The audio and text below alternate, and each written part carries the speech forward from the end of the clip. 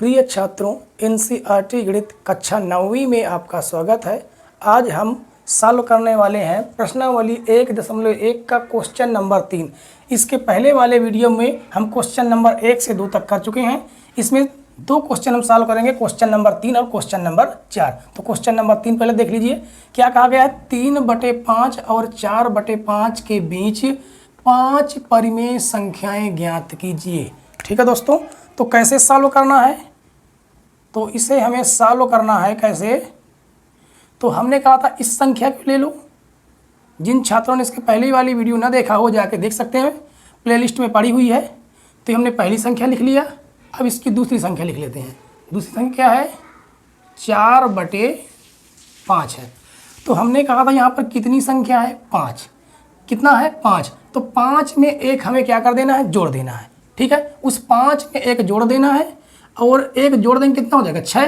तो 6 का ऊपर भी गुणा कर देंगे और 6 का नीचे भी गुणा कर देंगे। 6 का ऊपर भी गुणा करेंगे और 6 का नीचे भी गुणा करेंगे। इसी तरह इसमें भी हमें 6 से ऊपर भी गुणा करना होगा और 6 से नीचे गुणा करना होगा। तो देखिए ये संख्या क्या बन जाएंगी? ये संख्या बन जाएगी 6×18/6×5 = 30। और ये संख्या क्या बन जाएगी? ये बन जाएगी 6×4 = 24/30।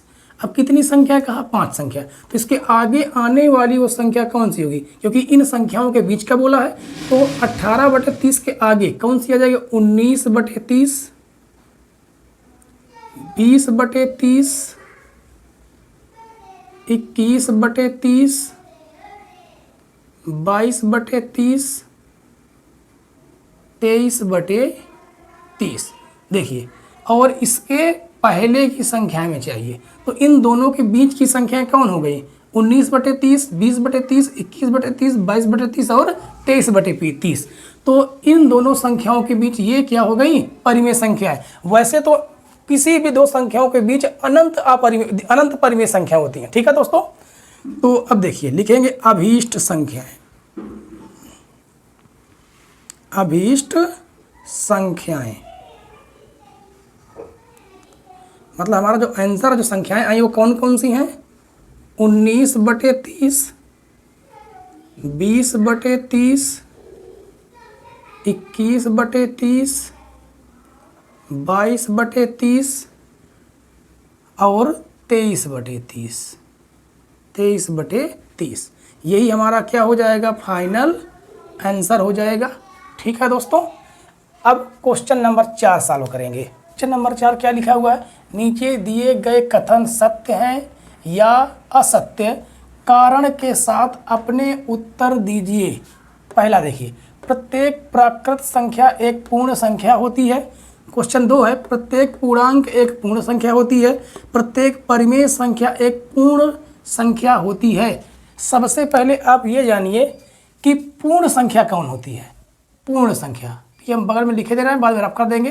तो पूर्ण संख्याएं कौन कौन सी? तो पहले ये जानिए। तो पूर्ण संख्या होती है कौन कौन सी?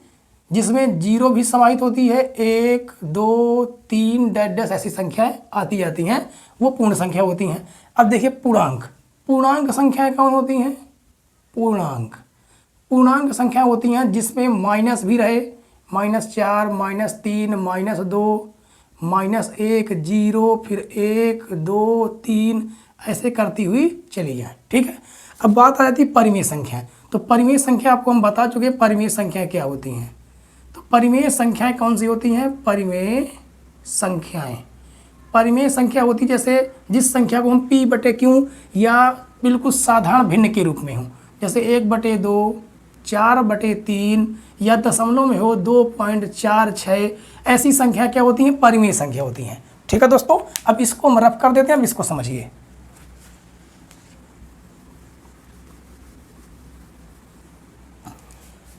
तो देखिए, अब आपको पता चल गया कि प्रत्येक प्राकृत संख्या एक पूर्ण संख्या होती है। तो बिल्कुल होती है। तो यहाँ पर लिखेंगे हम हल। हल में क्या लिखेंगे? हल में लिखेंगे क्या है कि यह क्या है? सत्य है। सत्य है। क्यों सत्य है? क्योंकि सभी प्राकृत संख्याएं प्राकृत संख्याएं, अब प्राकृत संख्या क्या होती है हम लिखे दे रहे हैं, ठीक है, जिसमें क्या क्या होती है, जिसमें 1 2 3 4 डैश डैश ऐसी संख्याएं आती जाएंगी। जो प्राकृत संख्याएं होती हैं वो पूर्ण संख्या, किसकी, पूर्ण संख्या के, पूर्ण संख्याओं के, यहाँ का क्या लिखते हैं, संख्याओं के, पूर्ण संख्याओं के संग्रह में समाहित होती हैं, समाहित होती हैं। अब देखिए पूर्ण संख्या में हम लिखे दे रहे हैं कोष्टक में ताकि आपको समझ में आए, जिसमें 0 भी होती है, 1 भी होती है, 2 भी होती है, 3 भी होती है, इस तरह करते करते, ठीक है। अब यहाँ पर इसको दोबारा समझिए, ये शब्द क्यों है, क्योंकि सभी प्राकृत संख्याएं कौन होती हैं, 1 2 3 4, ये सभी संख्याएं जो होती हैं इस पूर्ण संख्या के अंदर क्या होती हैं, समाहित होती हैं, इसलिए ये कथन क्या है, सत्य है। तो पहला साल हुआ। अब दूसरा देखिए, दूसरा क्या, प्रत्येक पूर्णांक एक पूर्ण संख्या होती है। तो ये होती है कि नहीं होती, प्रत्येक पूर्णांक, अभी हमने आपको बताया कि पूर्णांक क्या होती है, जिसमें माइनस से लेके प्लस तक की संख्या होती है। तो देखिए इसको कैसे हम लिखेंगे, हल, हल लिखते हैं, क्या लिखेंगे, ये क्या है, असत्य है। ये क्या कहना है, इसका कहने का मतलब है असत्य है। क्यों असत्य है, क्योंकि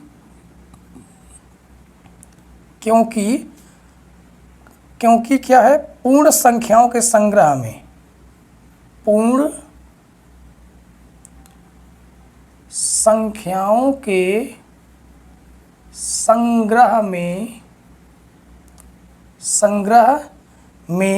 ऋण पूर्णांकों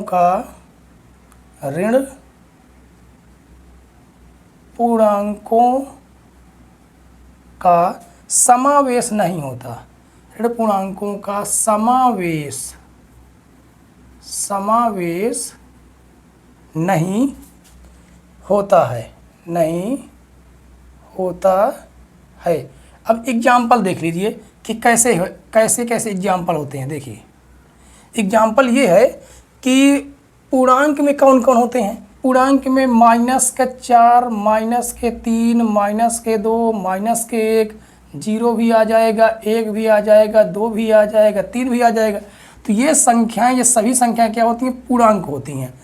और ये पूर्णांक जो हैं पूर्ण संख्याओं के संग्रह में क्या होती हैं, एक पूर्ण संख्याओं के संग्रह में नहीं होती, क्योंकि पूर्ण संख्या कौन होती है, देखिए पूर्ण संख्या 0 1 2 3, इसमें माइनस आ नहीं रहा, और इस संख्याओं में क्या है, माइनस है। तो ये संख्या इस संख्या में क्या होगी, मतलब पूर्णांक संख्या में समाहित नहीं होगी, इसलिए ये कथन क्या है, असत्य है।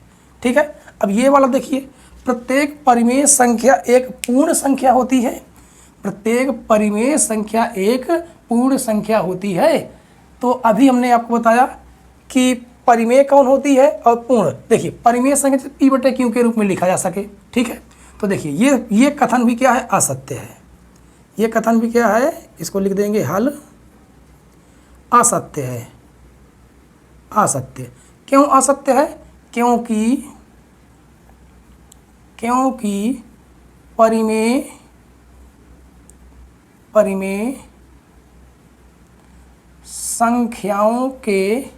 परिमेय संख्याओं के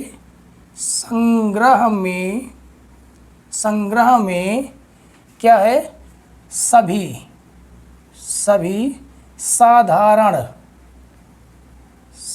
साधारण भिन्ने क्या होती हैं, सभी साधारण भिन्ने और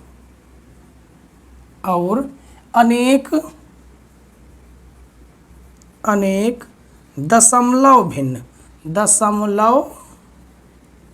भिन्न भी होती है, दशमलव भिन्न भी होती है। ठीक है। अब देखिए एग्जाम्पल देख लो, एग्जाम्पल जैसे में 1/2 ये भी क्या है, परिमेय। 1/3 ये परिमेय है, ये परिमेय नहीं है क्योंकि ये कटेगी नहीं। ठीक। तो जैसे 3/4 हो जाती है और -5/6 हो गया, 0.08 हो गया। और भी इस तरह की ढेर सारी संख्या होगी, और भी क्या हो जाएंगी 7.78 या 12 लगा सकते हैं। ये संख्या क्या होती हैं? परिमेय संख्या होती हैं। क्या है? परिमेय संख्याएं। ये परिमेय संख्याएं होती हैं। परिमेय तो होती हैं लेकिन ये पूर्ण संख्या नहीं होती। क्या है? परंतु ये पूर्ण संख्या नहीं होती। पूर्ण संख्याएं नहीं होती हैं। ठीक है दोस्तों, अब देखिए इसको एक बार दोबारा समझ लीजिए। क्योंकि परिमेय संख्याओं के संग्रह में सभी साधारण भिन्नें और अनेक दशमलव भिन्नें होती हैं। ठीक, ये संख्या तो होंगी, लेकिन ये संख्या बताइए इस पूर्ण संख्या में मिलेंगी? नहीं मिलेंगी। इसलिए ये कथन भी क्या है? असत्य है। तो ठीक है, तो प्रश्नावली 1.1 आज से ख़त्म होती है। ठीक है, अगली वीडियो देखने के लिए ना भूलें। ठीक, क्योंकि अगली वीडियो बहुत ही इंटरेस्टिंग होने वाली है। तो आज का हमारा यहीं पर वीडियो समाप्त होता है। तो वीडियो देखने के लिए धन्यवाद।